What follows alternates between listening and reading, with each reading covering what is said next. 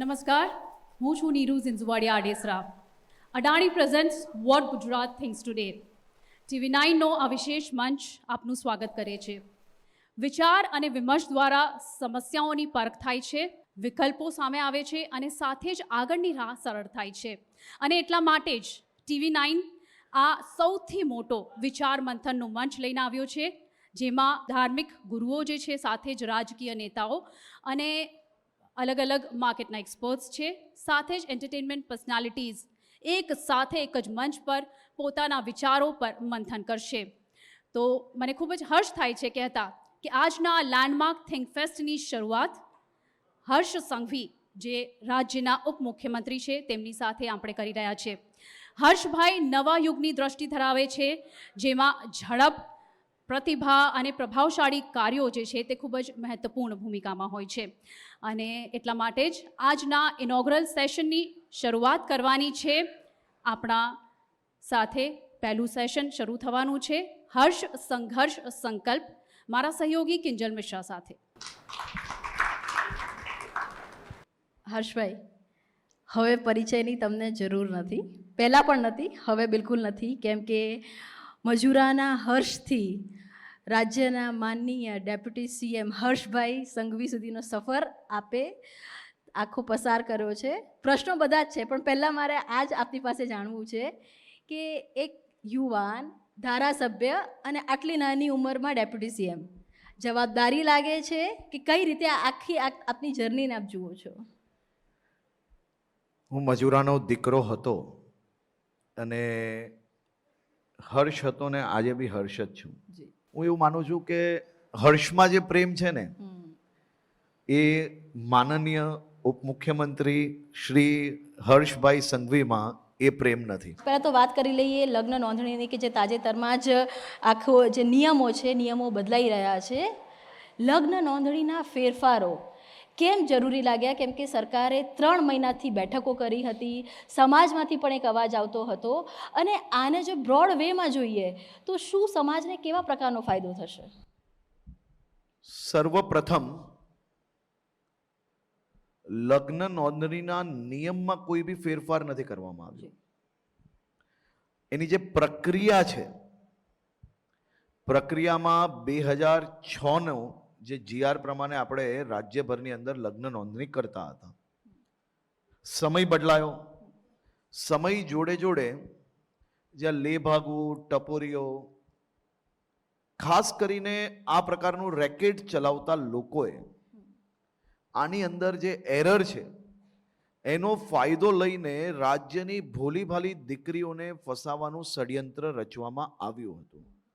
એવા એક નહીં પરંતુ અનેક જિલ્લાઓમાંથી આવા કિસ્સાઓ સરકારની સામે આવ્યા. અને આજના સમય પ્રમાણે આની અંદર કોઈ બી લેપ્સ ના રહે, કોઈ બી એરર એવી ના રહે કે જેનાથી મારા રાજ્યની કોઈ બી ભોલીભાલી દીકરીને કોઈ બી વ્યક્તિ ફસાવી શકે. પંચમહાલના 2 ગામડાઓ મને એવા ધ્યાનમાં આવ્યા કે જ્યાં કોઈ બી મુસ્લિમ રહેતું નથી, એક બી મસ્જિદ નથી, ના કોઈ દરગાહ એ 2 ગામોની અંદર છે. તોય ત્યાં અનેક નિકાહો કઈ રીતે રજીસ્ટર થઈ ગયા તે ષડયંત્રને તપાસ કરવા માટે હમણાં કમિટી બનાવવામાં આવેલી છે. એટલે લવ જેહાદ પર બ્રેક લાગશે? કોઈ બી વસ્તુને આપણે દિશા તરફ આગળ વધી રહ્યા છે, બ્રેક લગાડીને જ રહીશું.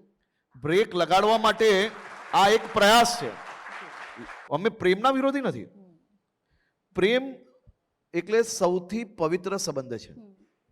પ્રેમથી જ આજે દુનિયા આખી એકત્ર થઈ શકશે. પ્રેમના કોઈ વિરોધી નથી, પરંતુ પ્રેમના પવિત્ર સંબંધને ડાઘ લગાડનાર એક ટપોરીઓનો સૌથી મોટો દુશ્મન હું છું. એ લખી રાખે જ્યાં લખવું હોય ત્યાં. બનાસકાંઠાનો એક કિસ્સો હું આપને કહેવા માંગુ છું. એક સારા પરિવારની દીકરી 18 વર્ષની થાય છે, કોઈ વ્યક્તિ એને જાલમાં ફસાવે છે, લગ્ન કરીને લઈ જાય છે. 2-4 મહિના પછી એ દીકરીને એનું સાચું નામ ખબર પડે છે, એની સાચી ઓળખ ખબર પડે છે. ત્યારે દીકરી પાછી ઘરે જવા માંગે છે અને એનો પરિવાર એ દીકરી ઉપર અત્યાચાર કરે અને એના પરિવારે આ અત્યાચારની સામે એ દીકરી ડરતીથી કહેવામાં એને પોલીસનો અને અમારા લોકોનો કોઈનો ઇન્ટરવ્યૂ સાંભળ્યો હશે, ન્યૂઝ સાંભળ્યા હશે, અને એને સાંભળીને એ એસપી પાસે ડાયરેક્ટ ગઈ. કોઈ બી પ્રકારે આજે બી એ દીકરીનું નામ બહાર નથી પાડવા લીધું. અને એ દીકરાને, જે છોકરો હતો એ ટપોરી હતો, એ બનાસકાંઠામાં જીવનમાં પગ ના મૂકી શકે એવી પરિસ્થિતિ અમે ઊભી કરી છે. પણ ઘણીવાર એવું પણ થતું હોય છે કે સરકાર પ્રયત્ન કરે છે, પોલીસ પ્રયત્ન કરે છે, પણ એ દીકરીઓ પાછી આવે ત્યારે સમાજ નથી સ્વીકારતો. સમાજના એ દ્રષ્ટિકોણ પર આપ કંઈ કહેવા માંગશો? ખૂબ જ મહત્વનો પ્રશ્ન છે. હું એવું માનું છું કે એ દીકરી માટે સૌથી મોટી સમસ્યા આ જ હોય છે. જી. અને આવા અનેક કેસની અંદર મેં પોતે જોયું છે, હું પોતે ફોલોઅપ કરતો હોઉં છું કે દીકરીને કઈ રીતે આપણે બચાવીને કઈ રીતે એનું જીવન સુરક્ષિત રહે તે માટે કાર્ય થાય. પરંતુ સમાજની જે દર છે ને, એ જ આ દીકરીઓને ખુલીને સાચી હકીકત બહાર લાવતા રોકી રહી છે. સમાજે વિચારવું પડશે. આ દીકરી, એને કોઈ જાણી જોઈને ખોટું નથી કર્યું. આ દીકરીએ પ્રેમ કર્યો છે, પ્રેમમાં ફસાઈ છે. હવે સામનેવાળા છોકરો જે ટપોરી છે, જે ઝાંસામાં લઈને જેને ષડયંત્ર રચ્યું છે, એના તમે બી શિકાર બની રહ્યા છો કે જો સમાજ આ દીકરી માટે ટીકા ટિપ્પણી કરશે તો. બિલકુલ. એ દીકરીને આપણે એના માટે આપણે કવચ બનવાનું છે, એના જોડે ઊભું રહેવાનું છે. એની એ તકલીફોમાં આપણે એની વાતો બહાર કરવાની બદલે એની જોડે કઈ રીતે ઊભા રહી શકીએ ને શક્તિ આપી શકીએ, હિંમત આપી શકીએ કે ફરી એનું નવું જીવન બહુ હિંમતથી અને વિશ્વાસ જોડે એક સામાન્ય જીવન જીવી શકે. પરંતુ સમાજમાં જે એકબીજાની ટીકા ટિપ્પણીઓ કરવાની જે ટેવ છે, તેના કારણે બી આવી ઘણી દીકરીઓ એ બહાર આવતા ડરી રહી છે. આ પ્રકારના લેભાગુ લોકો ઉપર આપણે પકડ રાખતા થોડી મજબૂતાઈ વધશે. અને આની અંદર બી જો અમને એવું લાગશે 2-4 મહિનાની અંદર કે એરર છે, તો એ બી અમે નિયમ બદલશો. હવે માતા પિતાનો જે તમે એડ્રેસ અને જે નંબર લખશો, એ માતા પિતાને અમે આ જે માહિતી છે એ મોકલશો. એ માતા પિતાને એવું લાગતું હોય કે મારા દીકરા દીકરીએ મારા કન્સર્ન વગર લગ્ન કર્યા છે, તો એ જરૂરથી એમની દીકરીને સમજાવી શકે છે. કોઈ બી માતા પિતા જો કોઈ દીકરીને ધમકાવશે, એને હેરાન પરેશાન કરશે, તો એ બી નહીં ચલાવી લેવામાં આવશે. એટલે સરકારે પોતાની જવાબદારીઓ નક્કી કરી છે, હવે સમાજે એમની જવાબદારી નક્કી કરવાની થાય છે. સરકારે એમની જવાબદારી નક્કી સંપૂર્ણપણે કરી છે. આદરણીય મુખ્યમંત્રી શ્રી ભૂપેન્દ્રભાઈ પટેલના માર્ગદર્શનમાં દેશનો સૌથી પહેલી વાર લગ્નના નિયમો નહીં, પરંતુ એની પ્રક્રિયાની અંદર સુધારો લાવીને બી જો આપણે ઘણો મોટો આપણે આ પ્રકારની જે સ્કેમ્સ થતા હોય છે એને અટકાવી શકતા હોય તો અમે એક પ્રયાસ કર્યો છે. અત્યારની જે વર્તમાન સરકાર છે એ કયા લક્ષ્ય સાથે આગળ વધી રહી છે? અમે બેઉજન એટલે કે મુખ્યમંત્રી શ્રીના માર્ગદર્શનમાં આખી રાજ્ય સરકાર, અમારા કેપ્ટન છે અને કેપ્ટન જોડે આખી ટીમ, એ ટીમ ગુજરાત તરીકે કામગીરી કરી રહી છે. રાજ્યના પ્રત્યેક નાગરિકોનો અવાજ બનીને આ રાજ્ય સરકાર મુખ્યમંત્રી શ્રીના માર્ગદર્શનમાં કામગીરી કરી રહી છે. ક્યારેક મતભેદ થતા હોય છે? જો જીવનમાં ડિસ્કશન બધા જ વિષયના હોય, કારણ કે તમારે રાજ્યના હિતમાં કામ કરવાનું છે. એટલે દરેક નિર્ણય એ હું કહું એ સાચો હોય એવું ના હોઈ શકે, અને એ વિચારો જોડે હું કામ ના જ કરી શકું. હર્ષભાઈ, સચિવાલયમાં આપણે કાયમ મળતા હોઈએ છીએ, આસપાસનું જે વર્તુળ છે એમાં એક ચર્ચા થતી હોય છે કે હર્ષભાઈ સોમનાથ પણ જાય છે, હર્ષભાઈ શ્રીલંકા પણ જાય છે, હર્ષભાઈ દાવોસ પણ જાય છે. હર્ષભાઈ હવે ન માત્ર ગુજરાત પરંતુ રાષ્ટ્રીય નેતૃત્વ તરફ, રાષ્ટ્રીય નેતા બનવા તરફ આગળ વધી રહ્યા છે. શું કહેશો? સોમનાથ દાદાની અસીમ કૃપા એ રાજ્ય નહીં પરંતુ દેશના બધા જ નાગરિકો પર રહી છે. અને આ આપણું સોમનાથ 1000 વર્ષની અતૂટ આસ્થાનો જ્યારે કાર્યક્રમ હોય અને એમાં મારા જેવો પાક્કો સનાતની જો સોમનાથમાં ના હોય તો એ કેવી રીતે ચાલે? એટલે મારો સવાલ અલગ હતો, તમે જવાબ ના આપ્યો. તમે વિચારો, હું પાક્કો ગુજરાતી છું અને આ સામે બેઠેલા સૌ લોકો જે છે ને એના માટે કામ કરવા માટે એ લોકોએ મને અહીંયા મૂક્યો છે. ટૂંક સમય પહેલાં જ દિલ્હીની અંદર એક મહત્વપૂર્ણ એઆઈ સમિટ થઈ. એમાં ગુજરાતે પણ 25,000 કરોડથી પણ વધારેના MOU કર્યા છે. ગુજરાતમાં એઆઈની દ્રષ્ટિએ ગ્રોથ, ટેકનોલોજીની દ્રષ્ટિએ ગ્રોથ કઈ રીતે જુઓ છો? ગુજરાત આજે દેશનું ટોટલ મેન્યુફેક્ચરિંગમાં આપણો 18% શેર છે. જેમ TV9 ને 18 વર્ષ થાય છે ને, હમ એમ આપણો 18% શેર છે. જી અને એ 25% પર લઈ જવા માટે રાજ્ય સરકાર દ્વારા રોડમેપ બનાવવામાં આવ્યો છે.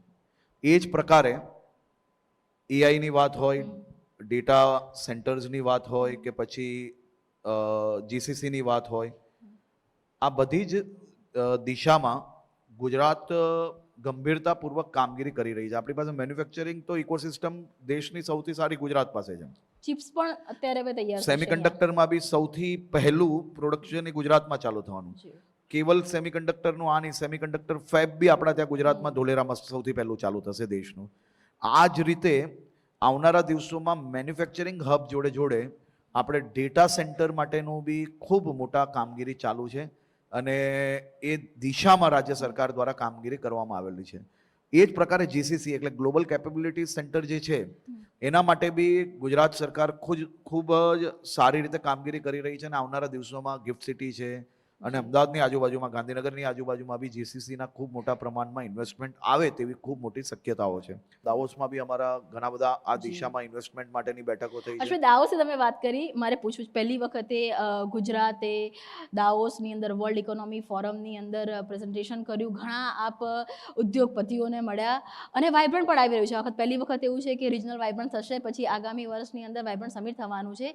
દાવોસની આ મુલાકાતથી ગુજરાતના ઇકોનોમિકલ ગ્રોથમાં ફાયદો થશે, કેટલું બૂસ્ટઅપ મળશે? સી, આપણે ડાવોસમાં દુનિયા કઈ દિશામાં જઈ રહી છે, દુનિયામાં નવી ટેકનોલોજીસની શું માંગ છે, દુનિયામાં એવી કઈ ડિમાન્ડ છે કે જેનો ગેપ છે ને એ ગેપ આપણે ગુજરાત સ્ટેટ તરીકે પૂરો કરી શકીએ.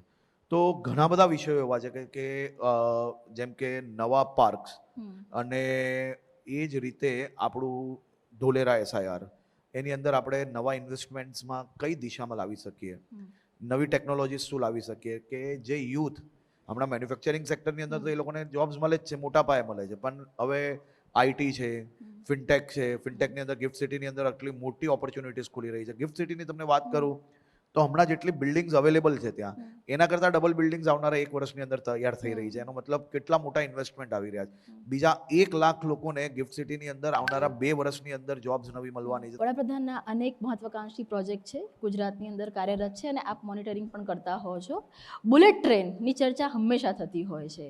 બુલેટ ટ્રેનની દિશા કેટલે સુધી આગળ વધી, ક્યાં સુધીમાં બુલેટ ટ્રેન લોકો ખરેખર જોઈ શકશે? સૌથી પહેલો પેચ બુલેટ ટ્રેનનો સુરતથી બિલ્લીમોરાનો સ્ટાર્ટ થશે અને બુલેટ ટ્રેન એ આ રાજ્યની જે વિકાસની ગતિ છે એ બુલેટ ટ્રેનની ગતિએ આગળ વધારશે. તમે કલ્પના કરો કે મુંબઈમાં જે લોકો મુંબઈ સેન્ટ્રલ રહેતા હશે ને, જી બધા મુંબઈના લોકો બી TV9 જોતા જ હશે આજે, બિલકુલ. એટલે હું એમને કહેવા માંગુ છું કે તમે જ્યાર તક બોમ્બે સેન્ટ્રલથી બોરીવલી પહોંચશો ને તે પહેલા મુંબઈથી અમદાવાદ પહોંચી શકશો.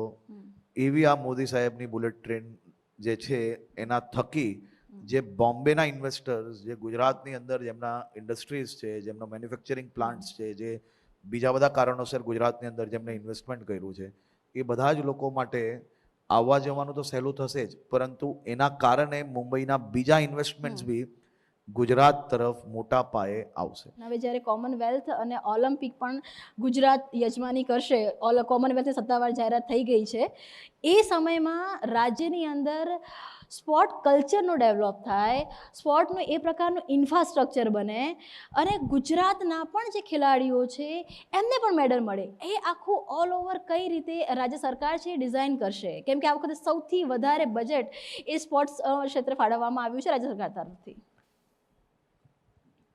ગુજરાતમાં જે બી આપણે આ ડેવલપમેન્ટ કરી રહ્યા છીએ, ઇન્ફ્રાસ્ટ્રક્ચર ડેવલપમેન્ટની વાત કરું છું, એ કોઈ આ માત્ર ઇવેન્ટ્સ લાવવા માટે નથી કરી રહ્યા. આ ઇવેન્ટ્સ થકી રાજ્યના ખૂણે ખૂણે સ્પોર્ટ્સ કલ્ચર ડેવલપ કરવા માટે જ આપણે આ કામગીરી કરી રહ્યા છીએ. તમારી જાણકારી માટે, ભલે મેડલ્સ કદાચ આપણે ઓછા મળ્યા હશે, પરંતુ આ દુનિયાની અંદર કોઈ બી એવી ગેમ નથી કે જેની અંદર 73 લાખ લોકો ભાગ લેતા હોય. ગુજરાત એકમાત્ર એવું રાજ્ય છે કે જ્યાં ખેલ મહાકુંભમાં 73 લાખ લોકોએ એક જ ગેમની અંદર ભાગ લીધો હોય, એટલે એક જ ટુર્નામેન્ટની અંદર ભાગ લીધો હોય, આ ખૂબ મોટું અચીવમેન્ટ છે. આપણે સ્પોર્ટ્સ કલ્ચર તરફ ખૂબ ઝડપથી આગળ વધી રહ્યા છે. અને ગુજરાત એવું છે કે એકવાર પાછળ પડી જાય ને એટલે ભાઈ ભૂક્કા બોલાવી લે, એમાં કોઈ બાકી ના રાખે. આપણે વીર સાવરકર સ્પોર્ટ્સ કોમ્પ્લેક્સ દુનિયાના કોઈ બી દેશ જોડે તમે કમ્પેરિઝન કરી લો સાહેબ, કોઈ દેશે આટલું ઝડપથી સ્પોર્ટ્સ કોમ્પ્લેક્સ બનાવ્યું હોય ને તો એ ભારત છે, અને ભારતમાં આપણું ગુજરાત છે. હર્ષભાઈ, છેલ્લા 2 સવાલ. તમે આવતા હતા એ જાણ સ્વાભાવિક છે કે ગૃહ વિભાગમાં હોય, ઘણા પોલીસ અધિકારીઓને હોય, અને આ સવાલ એ પોલીસ અધિકારીઓ તરફથી છે કે જે વેઇટિંગમાં છે, ઝડપથી થઈ જશે, ચિંતા ના કરો. ઓગસ્ટથી રાહ જોઈ રહ્યા છે. પ્રમોશન મળ્યું છે પણ તમને બદલીઓ જેમને નથી ફોન મળી કરીને રહી. કીધું હોય એમને કહી લેજો કે ઝડપથી થઈ જશે. ભાઈ, ઝડપથી તમામ પોલીસ જે 10 અધિકારીઓ છે એમની ઝડપથી બદલી છે, એમની જગ્યા છે કામની આવી જશે. હર્ષભાઈ, અંતિમ સવાલ આપની માટે.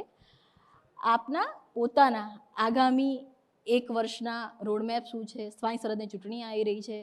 હર્ષ સંઘવી, ડેપ્યુટી સીએમ હર્ષ સંઘવી આગામી 2 વર્ષમાં શું કરશે? રોડમેપ શું છે? જો અમારા માટે ચૂંટણીમાં અચાનક કામ કરવું હા, એ અમારો સ્વભાવ નથી રહ્યો. અમે ચૂંટણીનું રિઝલ્ટ આવતાના દિવસે જ લોકોની વચ્ચે હોઈએ છીએ, અને 5 વર્ષ ભારતીય જનતા પાર્ટીના પ્રત્યેક કાર્યકર્તાઓ હોય કે ભૂપેન્દ્રભાઈ પટેલની સરકાર હોય. બેન, આપ મારા કરતાં વધારે સારી રીતે જાણો છો કે બધા જ મંત્રીઓનું શેડ્યુલ કઈ રીતનું હોય છે, કઈ રીતના પ્રવાસો હોય છે, કઈ રીતે રાત દિવસ એક કરીને સરકારના પ્રત્યેક લોકો કામગીરી કરી રહ્યા છે, મહેનત કરી રહ્યા છે. અમે લોકોની વચ્ચે લોકોના અવાજ બનીને રાજ્ય સરકાર કેવલ ને કેવલ એ ગુજરાતના પ્રત્યેક નાગરિકોના હિતમાં કામ કરનારી સરકાર છે. અને અમે 5 વર્ષનું પહેલા જ દિવસથી રોડમેપ તૈયાર હોય છે. ઇલેક્શન આવે એટલે અચાનક કંઈ બદલાઈ જાય. અમે ઇલેક્શન ટુરિઝમ વાળી પાર્ટી નથી. જવાબ બી બધાની જ પાસે લઈએ છીએ કેમ કે હવે હર્ષભાઈ એટલે પૂછે છે કેમ કે હર્ષભાઈ પર જવાબદારીઓ વધી છે. ગૃહમંત્રી હતા અને હવે રાજ્યના ડેપ્યુટી સીએમ થયા છે. તો ડેપ્યુટી સીએમ યુવા નેતાને આપ જુઓ, આપને જોવા કેટલા બધા યુવાનો આવ્યા છે. એ તમામના મનમાં પણ એક પ્રશ્ન છે, બધા તો પૂછી નથી શકતા. ગુજરાતની જનતા એક નવો ઇતિહાસ લખશે. આભાર. ચલે, માની લે છે આ વાતને. હર્ષભાઈ, હવે એક નાનકડો રેપિડ ફાયર રાઉન્ડ. તમારે ફક્ત એક શબ્દ બોલવાનો છે. એક પિક્ચર દેખાશે ને પિક્ચર જોઈને તમારા મનમાં પહેલું શું આવે છે એ જરા કહેજો. વ્યક્તિ તરીકે કઈ રીતે જુઓ છો અમને? સી, ફર્સ્ટ જનરેશન બિઝનેસમેન તરીકે one of the most successful businessman છે. એમાં એ તમારે એક્સેપ્ટ જ કરવું પડે. નેક્સ્ટ. સાહેબ હંમેશા ખુશ જ હોય. નેક્સ્ટ. ભગવાન બધાને સદબુદ્ધિ આપે. નેક્સ્ટ.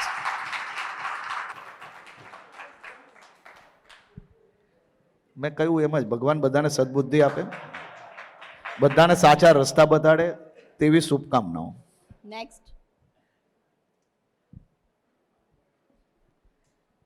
આ બધા જ લોકોએ એમના જીવનમાં કંઈક ને કંઈક ખોયું છે. એ ખોવાનું કારણ હું છું. હર્ષભાઈનો પરિવાર કે જે તમારી ક્યાંક ને ક્યાંક સ્ટ્રેન્થ પણ છે. હર્ષભાઈ, ખૂબ ખૂબ આભાર Thank you. આપનો. તો આ હતા ડેપ્યુટી સીએમ હર્ષભાઈ સંઘવી. રાજ્ય સરકારના આગામી સમયના કાર્યક્રમો હોય, યોજના હોય કે સ્થાનિક સ્વરાજની ચૂંટણી હોય, તમામ મુદ્દાઓ પર આજે ડેપ્યુટી સીએમ હર્ષભાઈ સંઘવીએ ખુલીને વાત કરી છે.